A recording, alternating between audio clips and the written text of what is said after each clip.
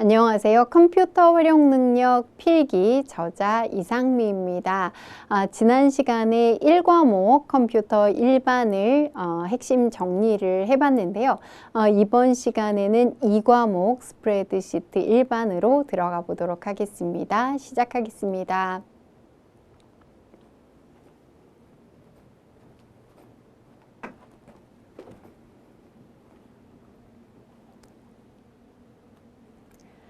자, 그럼 2과목 스프레드시트 일반을 시작해 보도록 하겠습니다. 이 부분은 필기 시험을 볼 때 실제로 가장 점수가 좀 낮게 나오는 과목이 아닌가라는 생각이 드는데요. 특히 응용의 문제가 많이 나오기 때문에 깊은 수준까지 다 이해를 하셔야 됩니다. 그러기 위해서는 실습을 통해서 직접 이해를 하시는 게 가장 좋은 방법이 될 것 같습니다. 자, 우선 첫 번째는 엑셀의 화면 구성이 출제가 되는데요. 화면 구성에 대한 내용들은 제가 상세하게 설명드리지 않아도 기본적으로 아실 것 같은데요. 여기에 관련되는 단축키라든지 이런 것들까지 모두 잘 알아두실 필요가 있을 것 같습니다. 그 다음에 화면의 확대 축소 먼저 보도록 하겠습니다.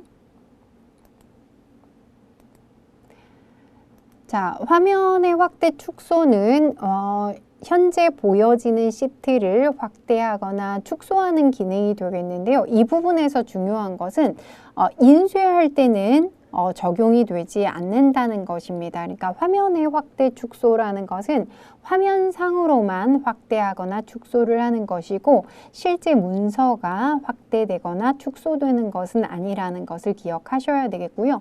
바로 이 메뉴를 통해서 여러분들이 직접 실행을 해 보실 수 있겠고요. 범위를 좀 기억하실 필요가 있는데 범위는 10%에서 400% 범위 내에서 확대나 축소를 할 수 있다는 것을 아실 필요가 있겠습니다. 그 다음에 저장과 파일에 대한 형식들도 조금 아실 필요가 있겠는데요. 저장을 할 때 일반 옵션을 지정할 수 있습니다. 저장 대화 상자에 보시면 도구 단추가 있고 거기에서 일반 옵션을 선택하시면 되는데요. 이와 같은 형태의 대화 상자를 보실 수가 있습니다. 이 부분에서는 열기 암호와 쓰기 암호를 좀 잘 구분하실 필요가 있는데요. 열기 암호라는 것은 열 때 암호를 지정하는 거죠. 그래서 열기 암호를 입력해야만 파일을 열 수가 있는데요. 쓰기 암호라는 것은 쓸 때, 즉 저장할 때 암호를 넣어줘야 된다는 것입니다. 그렇기 때문에 쓰기 암호를 몰라도 파일을 열 수가 있고요. 그리고 만약에 암호를 모른다면 원래 이름으로 저장할 수가 없습니다. 그 암호를 대야만 하는 거죠. 그런데 여기에서 파일의 이름을 바꿔서 저장을 할 수는 있다는 거. 그래서 특히 열기 암호와 쓰기 암호의 기능을 이해하시고 쓰기 암호에 대한 내용들이 많이 출제가 됐기 때문에 이 부분을 좀 잘 알아두실 필요가 있겠습니다. 그 다음 파일의 형식들도 잘 알아두시면 좋겠는데요. 우리 여기에 보시면 XLTX라고 해서 엑셀 서식 파일이 있고 요거는 VBA, 매크로 코드는 저장할 수 없다는 거 주의하셔야 되겠고 아래쪽에 보시면 XLTM이라고 해서 매크로를 저장할 수 있는 서식 파일도 따로 있습니다. 그래서 파일의 형식들도 한번 살펴보실 필요가 있습니다. 그 다음 아래쪽에 보시면 화면 제어 기능이 나오는데요. 제가 보니까 이 부분에서 문제가 아주 잘 출제가 되는 것 같습니다. 특히 여기에 틀 고정 기능이라는 것과 창 나누기 기능, 이 두 가지를 구분하는 어떤 공통점도 있고 다른 점도 있기 때문에 요거를 좀 잘 구분하실 필요가 있는데요.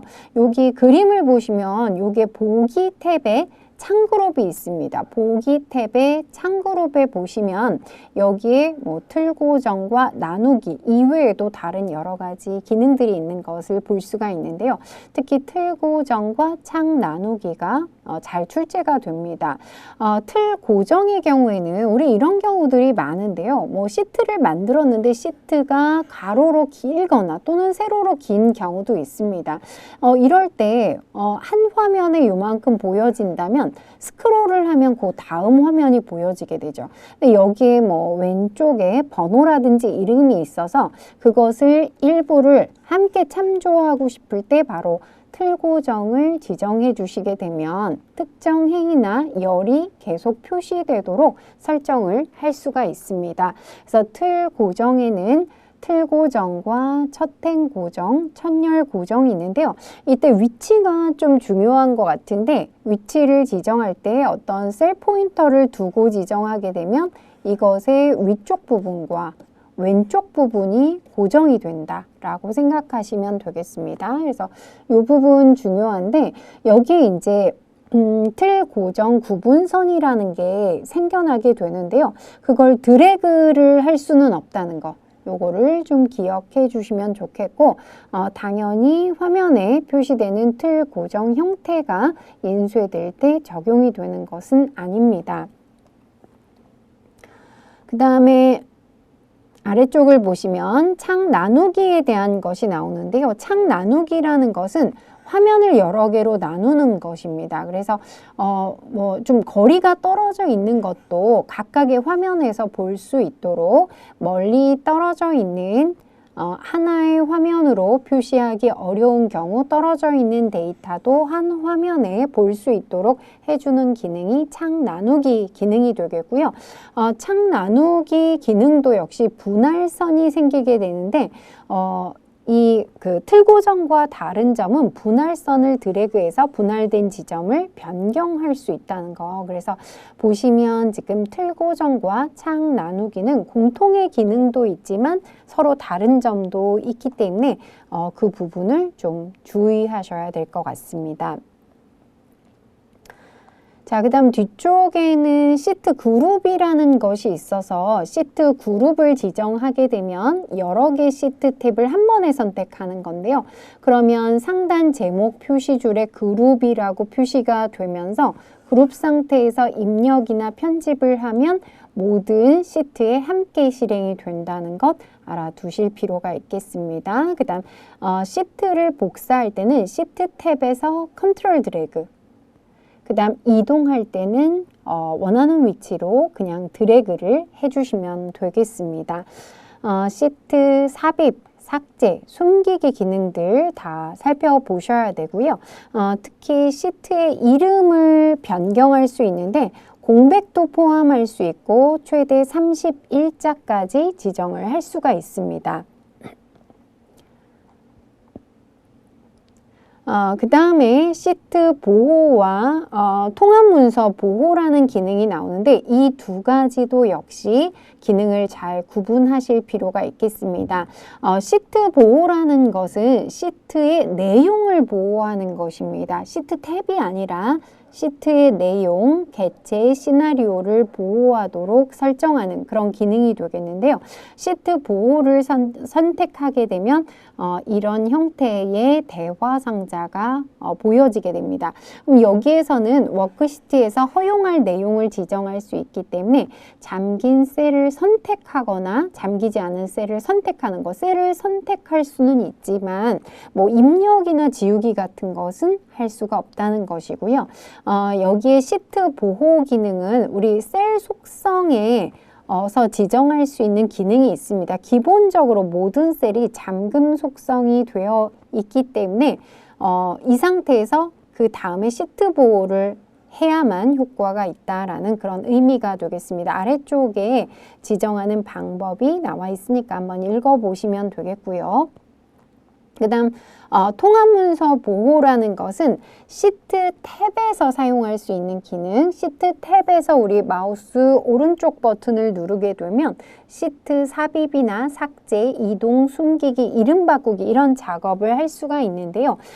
이 작업을 할 수 없도록 보호하는 기능이 되겠습니다. 그러니까 앞서 설명드렸던 시트 보호와 혼동이 되실 수 있기 때문에 이 부분을 좀 정확하게 알아두셔야 되겠습니다. 되겠고 이렇게 통합 문서 보호를 했을 때 할 수 있는 것과 할 수 없는 것 나와 있죠. 요것을 구분해서 알아두실 필요가 있겠습니다. 다음은 데이터 입력에 관한 내용들이 되겠는데요. 데이터 입력이라는 것은 당연히 작업할 때 가장 기본적인 내용이 되겠죠. 그래서 데이터 입력에 관한 내용들은 모두 다 잘 알고 계셔야 되는데요. 특히 여러분들이 엑셀 작업할 때 크게 의식하지 않고 사용하시는 것 중에 데이터를 입력할 때 이 데이터의 형식이 문자인지 숫자인지 이런 것들을 잘 의식하지 않으시는 경우들이 있는 것 같은데요.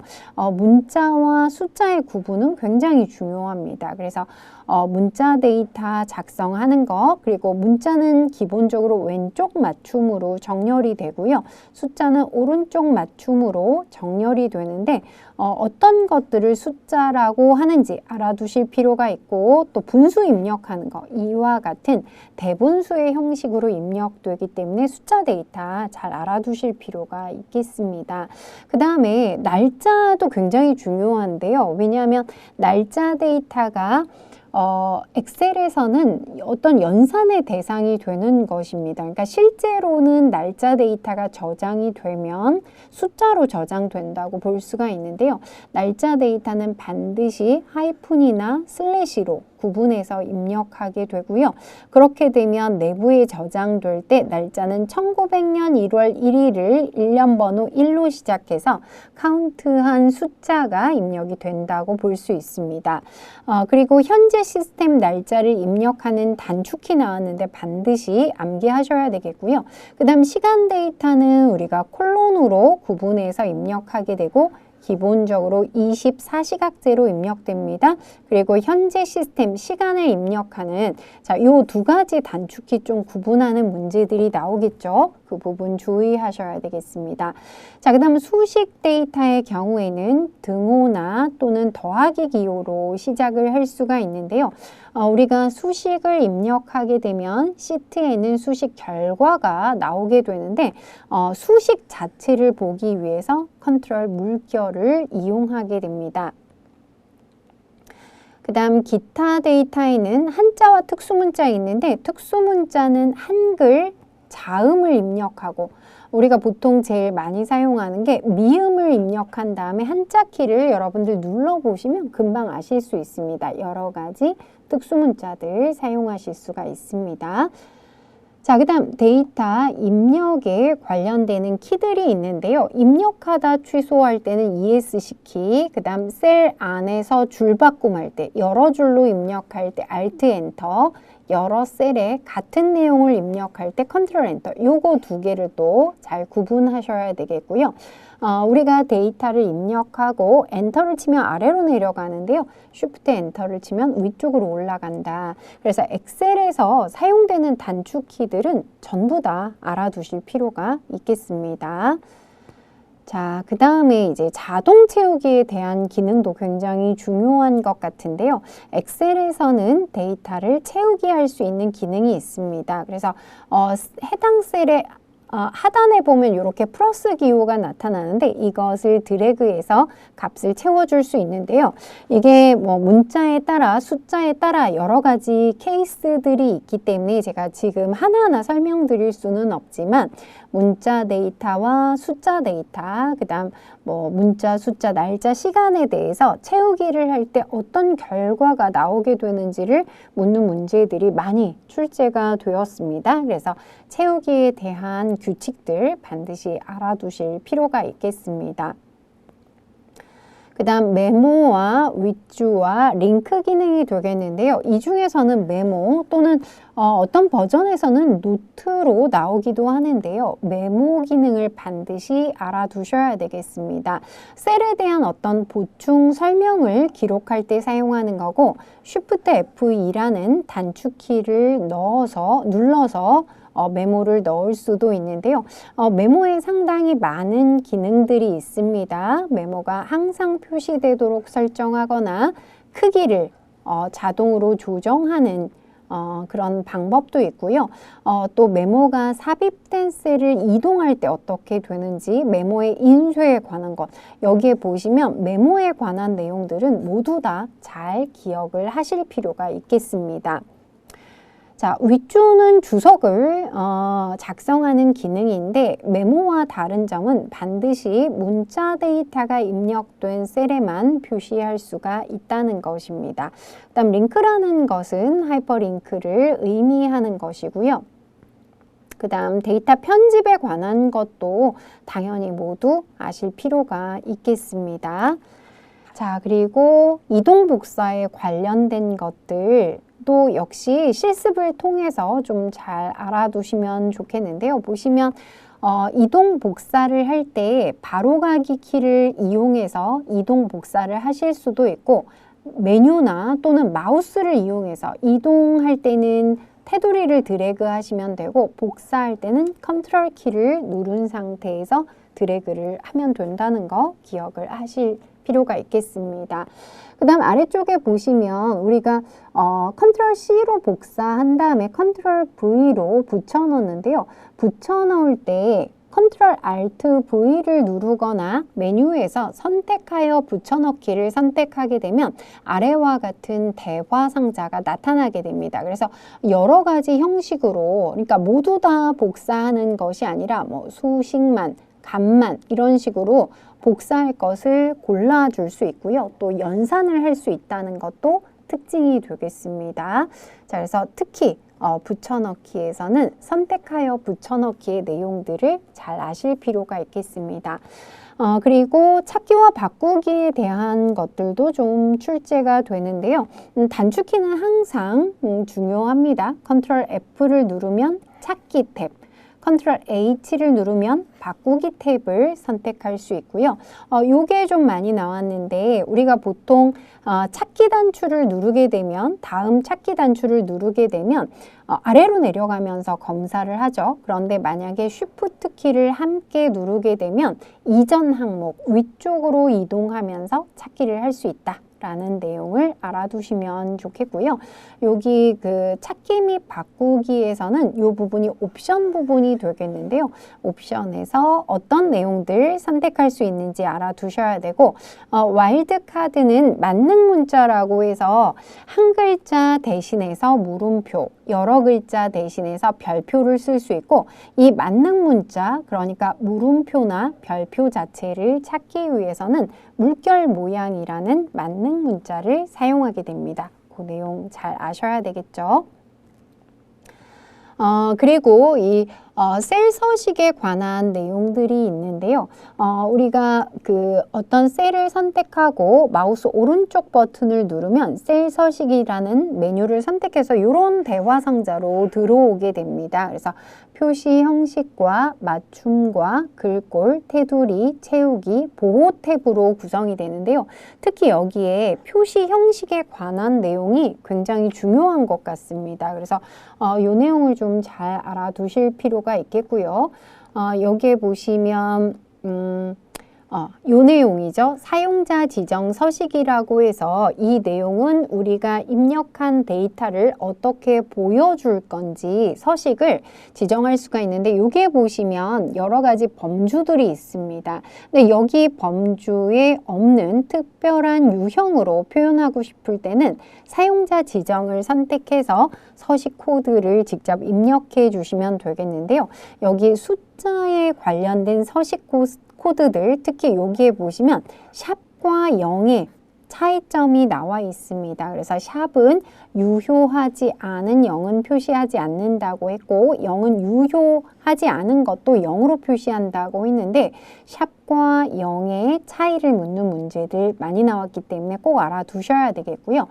문자 서식에 관련된 것은 이렇게 @사인, 우리 보통 골뱅이라고 얘기를 하죠. 문자 데이터 그대로 표시하는 것과 그 다음 별표 뒤에 문자들을 반복하는 코드들이 있으니까 기억해 주시면 되고 날짜와 시간에 관한 것은 우리 연도는 Y라는 코드, 그 다음 월은 M, D는 1이 되겠죠. 그것으로 표현하는 것이 있습니다. 근데 이렇게 영문으로도 표현할 수 있는 형식이 있으니까 알아두셔야 되겠고요. 시간은 C는 H, 부는 M, 초는 S 이렇게 나타낼 수 있습니다. 그것에 대한 서식까지 서식 코드들 특히 숫자와 문자에 대한 서식 코드들은 굉장히 중요하다고 볼 수가 있습니다. 그 다음 사용자 지정 표시 형식 이 내용이 굉장히 중요한데요. 이거는 입력되는 값에 따라서 여러 가지 형식을 지금 지정하는 것인데요. 여기 보시면 세미콜론으로 지정해서 첫 번째가 양수, 숫자인데 양수일 때는 요걸 따르고 두 번째는 음수일 때 요건 0의 형식, 마지막에는 문자의 형식, 지금 보시면 세미콜론으로 구분이 되어 있는데요. 그럼 이런 형식을 하나 주고 어떤 값이 입력됐을 때 어떤 형식으로 표시될지를 묻는 문제들이 나올 수 있습니다. 그리고 만약에 조건을 지정하거나 색을 지정할 때는 대괄호로 표시해야 된다라는 것을 알아두실 필요가 있겠습니다. 자, 그 다음 셀 스타일이라는 것은 굉장히 쉽게 이미 지정되어 있는 스타일을 적용할 수 있는 그런 기능이 되겠고요. 조건부 서식도 조금 중요한 내용이 되겠습니다. 조건부 서식이라는 것은 특정 조건을 만족하는 셀에만 서식을 지정하는 그런 기능이 되겠고요. 여기에서는 만약에 2개 이상의 규칙을 지정했을 때 참인 경우에는 그 2개의 규칙에 지정된 서식이 모두 적용됩니다. 근데 이것이 충돌하는 경우가 있죠. 예를 들어서 첫 번째 서식에서는 빨간 배경색을 하라고 했고 두 번째 서식에서는 노란 배경을 하라고 하면 똑같이 배경색을 지정하는 거기 때문에 충돌이 될 수가 있겠죠. 이때는 우선순위가 높은, 그러니까 먼저 입력한 규칙이 아니라 우선순위가 높은 규칙에 서식만 적용된다는 것을 기억을 해주셔야 되겠습니다. 그래서 조건부 서식, 특히 1급의 경우에는 이렇게 수식으로 조건부를 지정할 수 있고 그 결과가 어떻게 나오는지 이런 것도 문제로 나올 수 있기 때문에 잘 알아두실 필요가 있겠습니다. 이제 엑셀에서 가장 중요한 부분이 수식의 활용의 부분이 되겠는데요. 특히 2021 버전으로 개정이 되면서 새로운 함수들이 몇 가지가 추가가 됐기 때문에 그 부분 좀 우선적으로 학습하실 필요가 있겠습니다. 우선 수식 활용에서는 뭐 연산자는 기본적으로 꼭 아셔야 되겠고 셀을 참조하는 방식, 상대 참조와 절대 참조와 혼합 참조가 있는데 요것에 대해서는 정말 이해를 잘 하셔야 될 것 같습니다. 그래야만 실기 시험에서도 문제를 푸실 수가 있을 것 같습니다. 1급에는 좀 더 어렵게 3차원 참조까지의 내용도 모두 출제가 되고요. 오류 메시지라는 것은 잘못된 어떤 수식이나 인수들이 있을 때 오류 메시지가 표시되는데 어떨 때 어떤 오류가 나타나는지도 알아두실 필요가 있겠습니다. 그 다음에 이제 함수들 한 번씩 살펴보도록 하겠는데요. 함수 부분은 여러 가지 유형들의 함수로 좀 나누어 봤는데 우선 날짜 시간 함수는 이전 버전과는 크게 변화는 없습니다. 뭐 여기에 있는 것들은 반드시 다 알아두실 필요가 있겠는데요.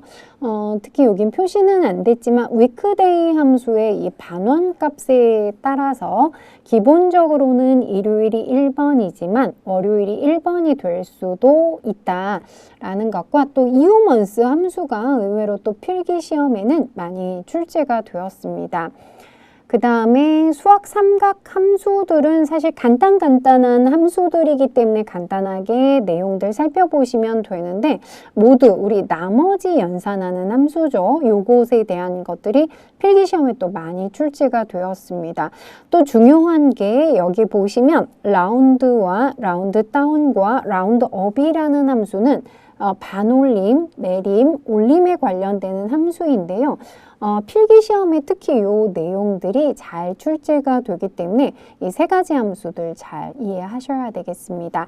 자, 그 다음 함수의 뒤쪽에 이렇게 if가 붙은 함수가 있습니다. 이거는 어떤 조건을 만족하는 경우에만 연산을 한다는 것인데요. SUMIF 함수가 있고 SUMIFS를 사용하게 되면 조건이 여러 개인 것을 의미하게 되는데 두 개의 함수의 인수 순서가 다르기 때문에 특히 이 부분을 잘 알아두실 필요가 있겠습니다. 그 다음 통계 함수 부분에서 함수의 이름들의 어떤 변경이 좀 있었는데요. 이 부분도 앞서 average if와 average ifs 구분하셔야 되고 카운트 관련 함수들은 다 중요하다고 볼 수 있습니다. 그래서 함수명에 따라서 숫자만 개수를 셀 수 있는 것도 있고 다 셀 수 있는 것도 있고 조건에 맞는 것만 셀 수 있는 것도 있기 때문에 이 부분 잘 알아두셔야 되겠고요. 특히 라지 스몰 함수 많이 나왔다고 표시가 되어 있고요. 여기에 보시면 이 모드 함수가 .sng 이렇게 함수명 변경되었고 퍼센타일도 함수명이 변경되었습니다. 여기 표준 편차와 분산을 구하는 것도 함수명의 변경이 있었고요. 특히 등수를 구하는 함수도 굉장히 중요한데 여기에서는 랭크 avg라는 함수가 있었는데 그 함수가 이번 시험 개정에서 이제 삭제가 되었습니다. 그래서 랭크 EQ만 사용 방법을 알아두시면 되겠습니다.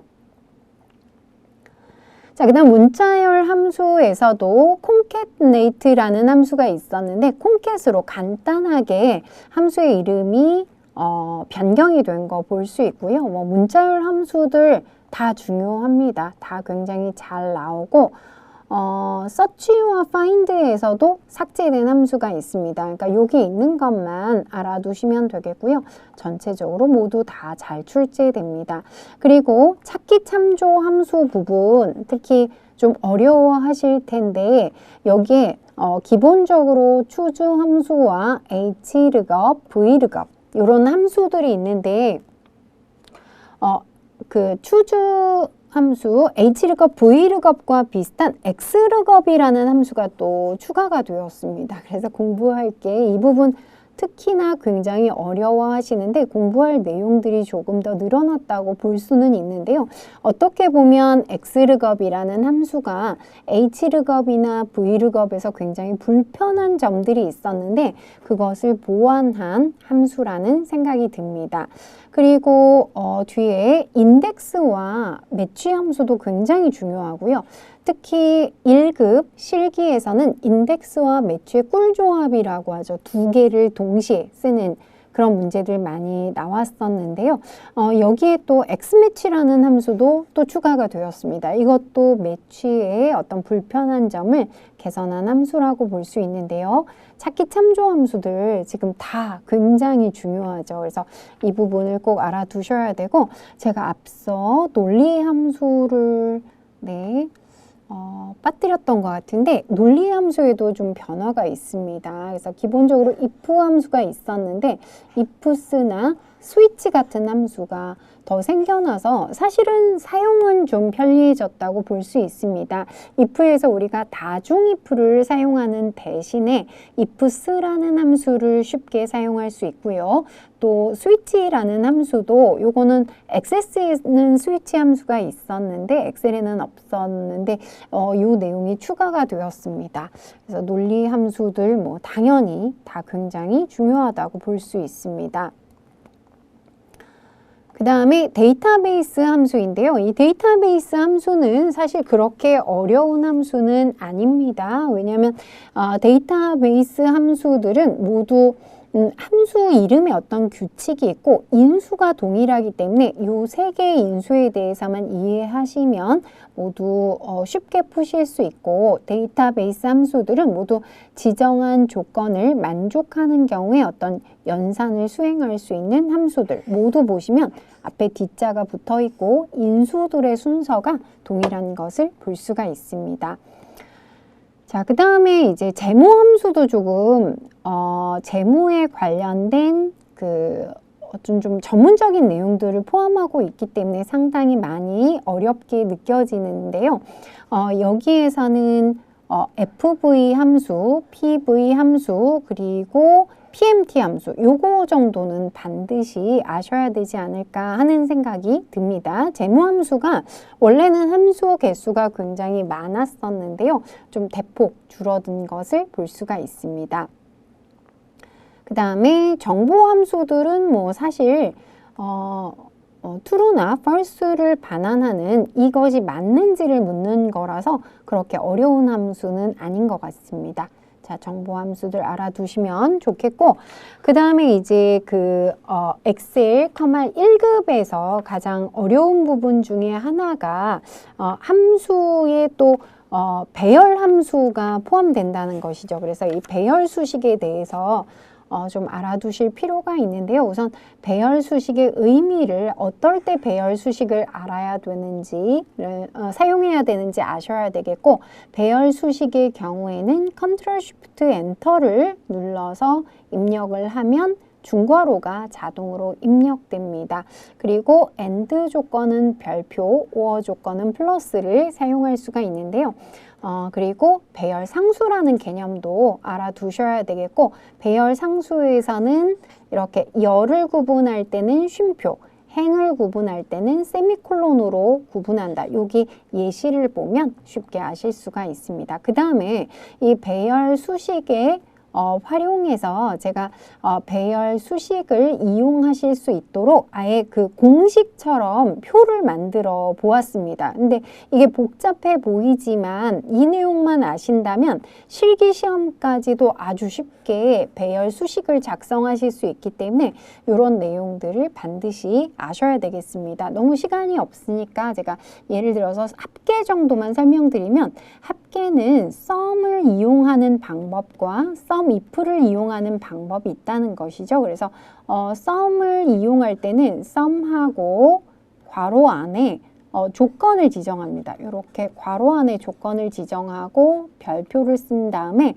합계를 구할 범위를 지정해 주면 되는 것입니다. 근데 이 내용이 조건이 여러 개일 때는 앞서 AND 조건이 별표라고 했으니까 조건 1 곱하기 조건 2 곱하기 이런 식으로 표현하면 되고, 또 sum과 if를 이용할 수 있는데요. sum과 if도 조건이 나오고 그 다음에 합계 구할 범위가 나오는데, 지금 다른 점은 뭐냐면 if의 경우에는 별표 대신에 조건 다음에 범위를 지정할 때 쉼표를 사용하는 것을 볼 수가 있습니다. if 함수가 우리 인수에서 쉼표를 사용하게 되죠.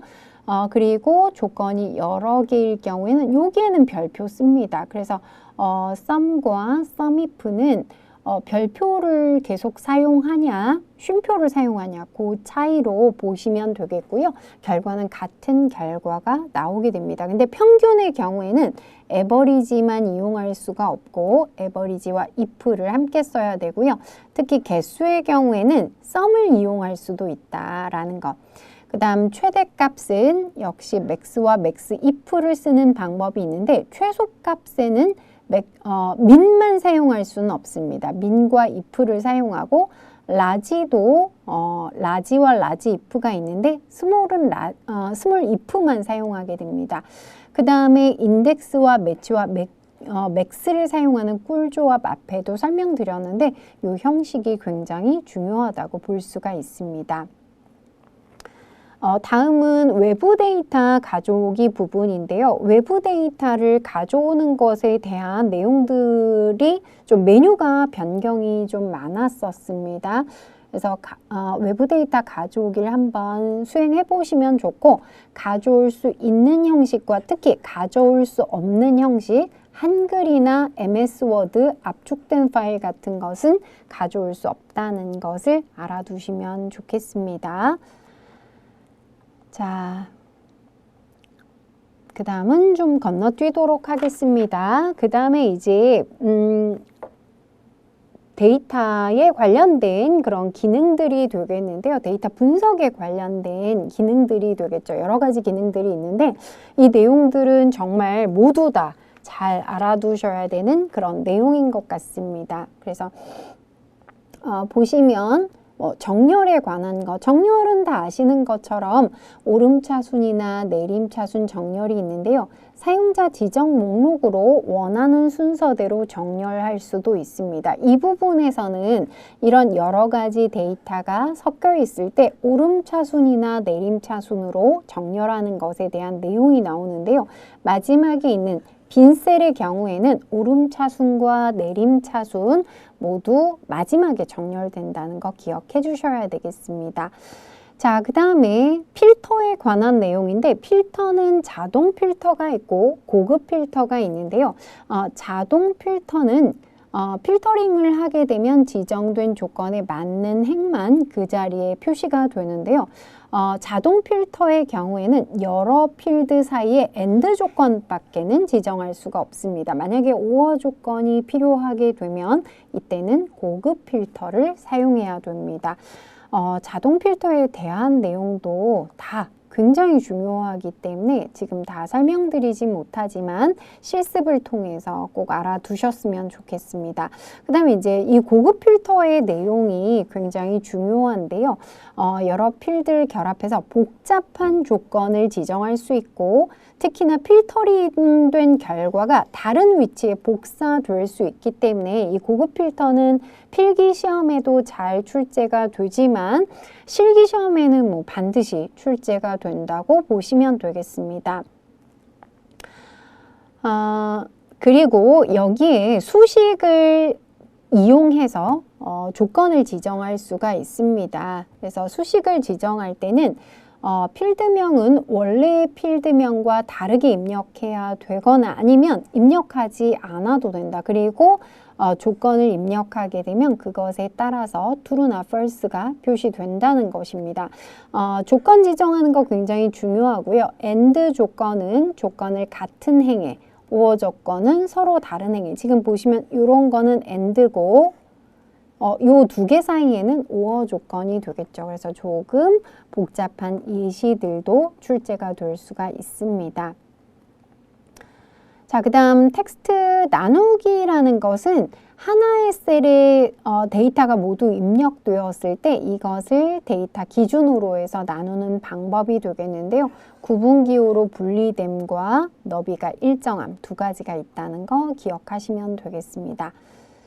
자, 그 다음에 개요 설정은 좀 건너뛰고요. 좀 자주 출제되지 않는 내용들은 좀 뛰어넘도록 하겠습니다. 이런 기능들은 어떤 기능들인지 의미만 좀 정확히 알아주시면 되겠고요.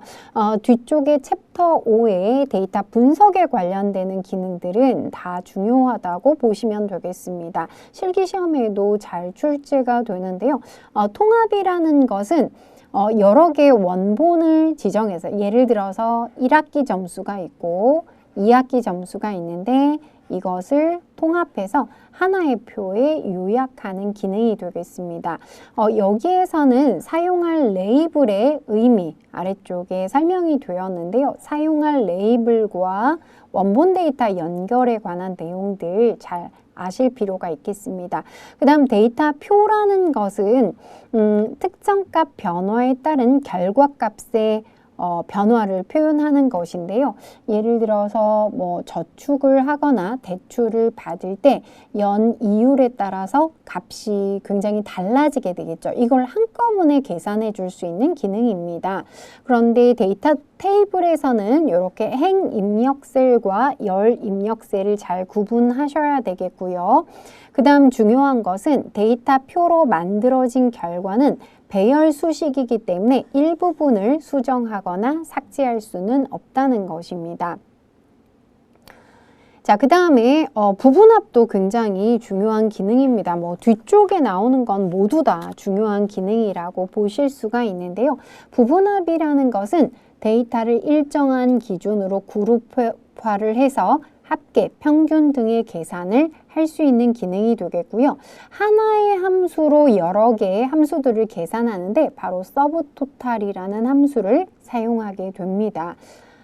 자, 그래서 요런 식으로 이제 만들어지는 거죠. 그래서 부분합 대화 상자에 대해서 잘 알고 계셔야 되는데 주의할 것은 여기 새로운 값으로 대치라는 항목이 되겠고요. 이것은 부분합 함수를 추가할 때는 한 번 더 실행해야 되는데요. 즉, 2번 실행했을 때 새로운 값으로 대치가 체크되어 있으면 이전 부분합의 결과값을 지우고 새로운 부분합이 구해지게 됩니다. 그리고 여기에서 모두 제거를 할 수 있는데 모두 제거를 하게 되면 만들어진 개요라든지 페이지 나누기 부분도 모두 제거가 됩니다.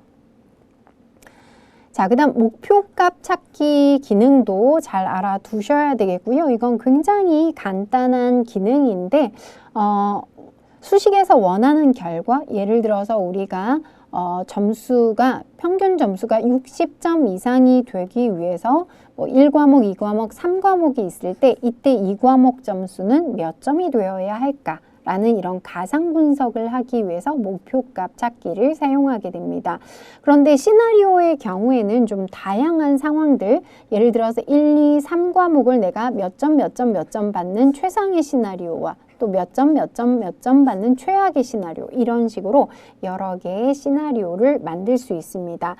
시나리오 기능은 다소 복잡하기 때문에 반드시 실습을 통해서 이 내용들을 숙지하시면 좋겠고요. 시나리오를 만들게 되면 시나리오 요약 보고서라는 게 만들어지게 되는데요. 별도의 시트에 만들어지게 됩니다. 그래서 시나리오 보고서는 별도의 시트에 만들어지는데 별도 파일에는 저장할 수가 없고요.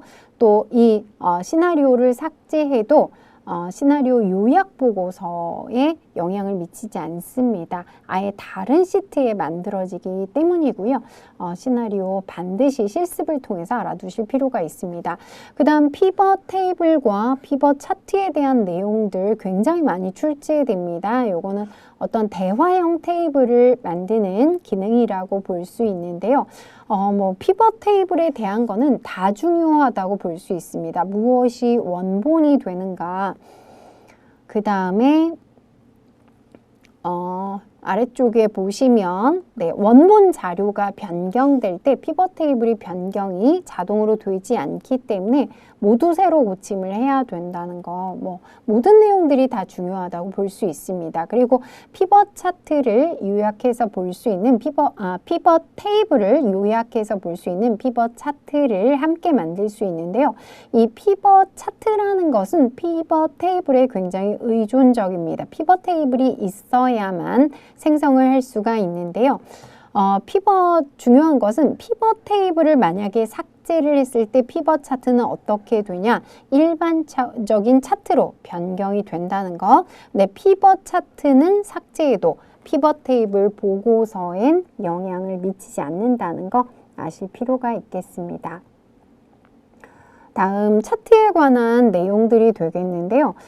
차트에 관한 것도 너무나 많은 내용들이 있습니다. 그리고 실기 시험에도 반드시 출제가 되기 때문에 차트에 대한 것은 직접 실습을 통해서 알아두시면 쉽게 아실 수 있을 것 같은데요. 우선 차트에 관한 단축키들 한번 눌러보시면 쉽게 아실 수 있고, 그리고 행과 열에 숨겨진 데이터가 있을 때 차트에 표시되지 않는다는 거 알아두시면 좋겠고요.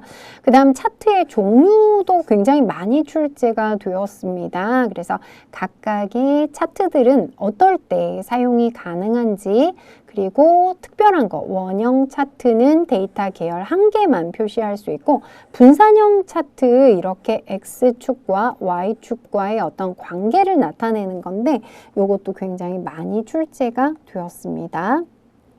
그리고 항상 3차원 차트에 대한 내용이 잘 나오는데요. 3차원 차트 변경이 불가능한 차트는 뭐가 있는지 알아두실 필요가 있겠고요. 그 다음 차트 구성 요소는 반드시 기억을 하셔야 됩니다. 왜냐하면 문제에는 이런 어떤 차트의 전후를 보여주고 어떤 요소가 변경이 되었는지 묻는 문제가 많기 때문에 차트의 구성 요소는 완전히 다 기억을 하실 필요가 있겠습니다. 자, 차트 편집도 다 알아두셔야 되고 원본 데이터 변경하는 방법도 알아두셔야 되겠습니다. 그 다음 축서식 변경하는 것도 중요하고 요게 계열 겹치기와 간격 너비는 앞서 설명드린 대로 차트의 전후를 비교할 때 굉장히 많이 출제가 되는 부분이거든요. 이 계열 겹치기라는 것은 이렇게 겹쳐져 있는 상태를 말하게 되는데요. 숫자가 커질수록 겹쳐지는 부분이 커집니다. 그래서 마이너스 100에서 100까지 지정하게 되고 간격 너비라는 것은 요 간격을 의미하는데요. 요건 지금 간격 너비가 0인 상태죠. 근데 숫자 값이 커지게 되면 요 공백이 커지게 됩니다. 0에서 500까지 지정할 수 있는데 이 계열 겹치기와 간격 너비는 정말 많이 출제가 되었습니다. 그래서 이 내용 꼭 알아두시고 아래 보시면 이런 형태로 차트를 보여주고 이것에 어떤 형식들이 지정됐는지 묻는 내용들 많이 출제되었습니다. 그 다음 차트에서 추세선이라는 것이 있습니다. 어떤 추세를 분석할 수 있는 선인데 추세선이 불가능한 차트들 아주 많이 출제가 되었습니다. 다음 인쇄에 관한 내용들도 많이 출제가 되는데요. 인쇄에 관한 건 요거 페이지 설정 대화 상자에 하나하나의 탭들을 다 기억하실 필요가 있겠습니다. 그래서 어떤 탭에서 어떤 기능들 지정할 수 있는지 모두 다 아셔야 되겠습니다. 페이지 탭에서 지정할 수 있는 것, 여백과 머리글, 바닥글, 특히 마지막에 시트 탭에 관한 내용들은 정말 잘 출제가 됩니다. 그래서 시트 탭에서 항목들이 굉장히 많죠. 어떤 것들을 지정해서 출력할 수 있는지 다 아실 필요가 있겠습니다. 자, 그 다음 페이지를 나누는 방법이 있고 여기에 보시면 페이지 나누기 미리 보기라는 방식과 페이지 레이아웃 보기로 표현할 수 있는데 여러분들 해보시면 금방 차이점을 보실 수 있고요.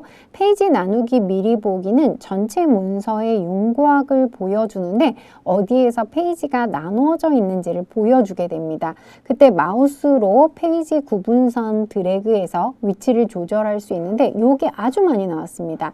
수동으로 내가 일부러 페이지 나누기를 한 건 파란색 실선, 자동으로 페이지 나눈 것은 파란색 점선으로 표시가 된다는 거 아주 많이 출제되었습니다. 그 다음 페이지 레이아웃 보기는 요 아래 그림처럼 실제 그냥 기본 보기랑 비슷한데 머리글이나 바닥글을 추가할 수 있는 보기 상태를 페이지 레이아웃이라고 얘기를 하는데요. 요건 페이지 나누기 미리 보기와는 다르게 페이지 구분선을 드래그해서 조절할 수가 없다는 거 알아두셔야 되겠습니다. 자, 그 다음 인쇄 미리 보기에 대해서는 인쇄 미리 보기 창에서 여백 단추를 클릭하면 여백선이 나타나는데요. 열너비는 조정할 수 있는데 행 높이는 지정할 수 없다는 거 알아두셔야 되겠습니다. 인쇄에 관한 것도 다 굉장히 중요하기 때문에 다 알아두셔야 될 내용들이 되겠고요. 이제 남은 내용은 매크로와 모듈에 관한 내용인데 1급에서는 이 매크로와 모듈에 관한 것들도 좀 깊이 있게 출제가 됩니다. 매크로라는 것은 우리가 자주 사용하는 작업들을 자동화하기 위해서 기록을 하는 그런 방법이 되겠고요. 여기에서는 매크로 기록 대화 상자에서 특히 이 부분 다 중요한 것 같습니다. 1, 2, 3번의 내용, 매크로 이름을 정하는 규칙 반드시 기억하셔야 되고 바로가기 키, 소문자는 컨트롤 키와 조합, 대문자는 컨트롤 쉬프트와 조합. 그리고 이것도 아주 중요한데요. 매크로 바로가기 키가 엑셀 바로가기 키보다 우선된다는 것입니다. 그 다음 매크로 저장할 때 특히 개인용 매크로 통합 문서를 사용하게 되면 엑셀 실행할 때마다 매크로를 사용할 수 있다는 거 굉장히 중요한 내용이 되겠습니다. 자, 그리고 매크로는 기본적으로 절대 참조로 작성이 됩니다. 매크로 실행하는 방법들도 여러 가지가 있는데 다 알아두셔야 되는데요. 특히 우리 실기 시험에는 어떤 단추나 도형을 만들어서 매크로를 실행하게 하는데요. 여기에는 셀이나 텍스트에는 매크로를 지정할 수 없다는 것을 기억해 주시면 되겠습니다. 자, 그리고 매크로 보안의 항목들 어떤 것들이 있는지 이 부분이 조금 변경이 되었는데요. 이 부분 한번 읽어보시면 좋겠습니다. 자, 그 다음에 이제 VBA 매크로 프로그래밍이 되겠는데요. 엑셀에서 매크로를 작성하게 되면 비주얼 베이직 언어로 만들어지게 됩니다. 근데 특히 엑셀 1급에서는 이 VBA 프로그래밍에 대한 문법들도 나올 수 있기 때문에 우선 프로그래밍을 할 때 기본이 되는 용어들을 알고 계셔야 되겠고요. 이 비주얼 베이직 에디터 화면인데 이 화면에다가 프로그램을 짜고 우리가 엑셀로 나가서 실행을 하게 됩니다. 그래서 이 화면도 좀 알아두실 필요가 있겠고요. 여기에는 VBA 그 문법은 비주얼 베이직 전체의 문법과 같기 때문에 굉장히 복잡하겠죠. 근데 시험 문제에 잘 나오는 것만 좀 정리를 해봤습니다. 그래서 조건문으로 if나 select문, 또 반복문으로 for next, 이런 것들은 잘 출제가 됩니다. if와 select와 그 다음 반복문, for next문 이런 것들은 실기 시험에서도 코드를 만드는 거, 사용자 정의 함수에서 코드를 만드는 것들 좀 출제가 될 수가 있고요. 메시지 박스 작성하는 방법도 요 예시를 보시면서 기억을 해주셔야 되고 1급에는 좀 출제가 될 수 있는 내용들이 되겠습니다. 그 다음 이제 각각의 개체들과 개체들이 가질 수 있는 속성들이 설명이 됐는데 이런 것들은 암기하시기 굉장히 어렵죠. 그래서 제가 문제로 되었던 내용들을 아래쪽에 구문에 사용 예로 표시했습니다. 그래서 이 내용을 먼저 보시는 게 좋을 것 같습니다. 이 내용을 기억하시고 이런 뜻이 어떤 뜻인지를 물어보기 때문에 요 각각의 그 사용 예를 봐주시면 좋을 것 같습니다. 자, 그래서 거기까지 이 과목 스프레드시트 일반을 1시간 안에 정리를 한다는 것은 전혀 불가능한 그런 상황인 것 같은데요. 제가 좀 중요한 것만 짚어드렸다라고 생각하시고 반드시 실습을 통해서 확인을 하고 기억을 하시면 좋을 것 같습니다. 자, 그럼 이 과목 스프레드시트 일반의 핵심 요약 정리 모두 마치도록 하겠습니다. 감사합니다.